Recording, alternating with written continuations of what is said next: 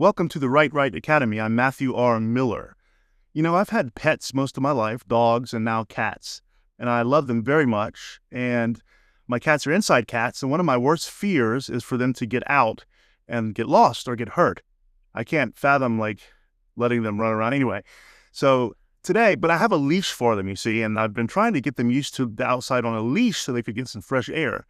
One of them, however, does not like to go outside. He sees that leash, he runs and hides in the house. So today I thought I would try to take him outside just for a few minutes of fresh air. I managed to get him, put him on the leash, and took him outside. And there was a truck in the parking lot that was kind of parking, and it freaked him out. He really got scared. And so I could tell, so I picked him up, and he just went crazy, kind of scratched me up. He got down on the ground, freaked out, hissed, got out of the leash, and I had to leap at him and grab him. And I came back in, and my hand was covered in blood. It was just this horrible situation. But he did not get out, and I was worried. But anyway, thankful for that. So when I go through an experience in life, no matter what it is, good or bad, I always think, what can I learn from this about writing, about storytelling? And so I thought I would just make this video today about writing action sequences, because what happened to me today was an action sequence, right? It was panic, it was action, it was pain. It happened really fast. Not quite a fight scene, so to speak, but almost there, right? And so I thought I would just draw some lessons from this and talk about how to write an action sequence or a fight scene or anything that happens really quickly, like action. First thing I noticed was that my body went into the panic response. So heartbeat increase, adrenaline, you could taste that metallic taste in your mouth. The fight or flight response, kind of, right? So when I grabbed my cat.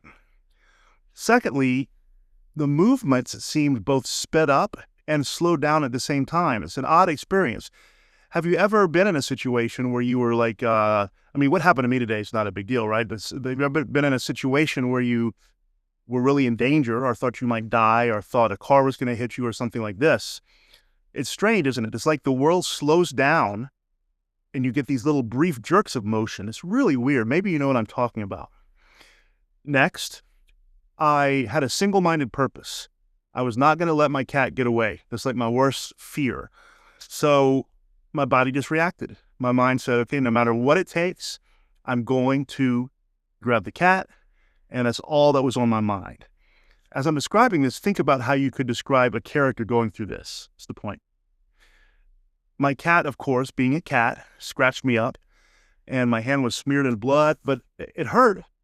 But it didn't hurt as bad as it would have had I not been in kind of a heightened adrenaline response state, right? So if you just take a knife and stab the hand, that hurts, or it's cat's claw. But if you're panicking and in the middle of action and the cat scratches you, it hurts, but it's not quite as bad. So your character can endure more pain in a fight or action sequence than they normally would. The thought and movement happened in flashes, like boom and bursts, not one continuous motion. So how can you describe that in a character, right? You're going to have them see things in bursts, think things in bursts, not one long, steady thought process. My situational awareness of everything except the immediate vicinity decreased. So someone could have been, say, walking past, and I would never even have known because I was focused on one thing only. So if you're going to write a character in this kind of situation, you want to make sure that they're not noticing much of the world around them. No long descriptions. All they're doing is focusing on one thing. Next, I think my, what's it called? The autonomous nervous system, where it's like when you touch a hot pan or a hot pot on the stove and your hand jerks back before you even think about it. That's kind of how I was acting, almost involuntarily. Like I was going to grab the cat and bring him inside no matter what, and my body just kind of responded. So it's almost involuntary. So your character can do things without meaning to. Punch, kick, run, flight, fight. Whatever they do is going to be almost involuntary. Right after the incident, I was flooded with emotion. And again, what this cat experience is not like some huge tragedy or trauma, but I kind of got, after it was over, I came back inside. I was relieved that I had gotten the cat back, but also like it's the fear of the emotions that had been pushed away by the autonomous nervous response came back. So at the end of the scene, you want your character to be flooded with emotion.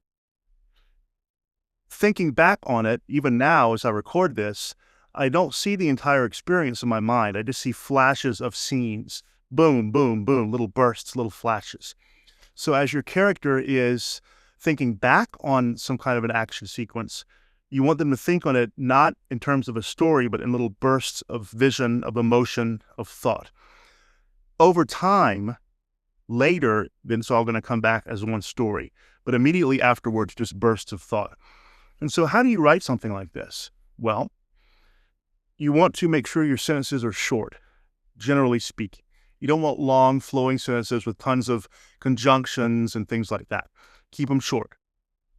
You want to use action verbs. Try to avoid the verb to be if at all possible.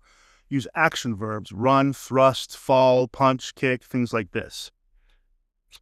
The shorter verbs are better because, as you remember in another video I discussed, those are the ones that come from Germanic languages instead of Latin. So instead of saying, for example, she made contact with the wall, say she hit the wall, she slammed the wall.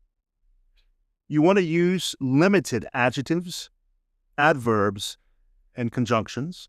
You can use them, just limit them. Don't go on to a long description of the environment.